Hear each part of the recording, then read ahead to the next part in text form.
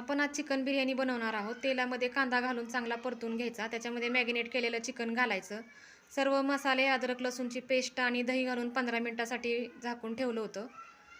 Chicken अशा प्रकारे चांगलं शिजवून घ्यायचं। हे बघा अशा प्रकारे त्याच्यामध्ये थोडीशी कोथिंबीर घालायची, चांगलं परतून घ्यायचं। त्याच्यामध्ये थोडंसं गरम पाणी घातलं होतं, शिजलं नव्हतं म्हणून। नंतर सर्व राईस घालायचा, राईस अशा प्रकारे चांगला पसरून घ्यायचा।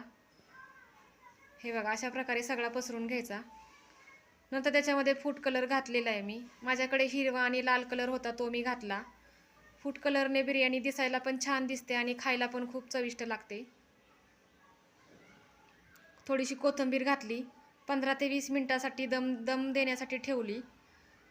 हे बघा अशा प्रकारे बिर्याणी तुम्ही करून बघा, खूप छान होते, खायला पण चविष्ट लागते आणि झटपट पण होते।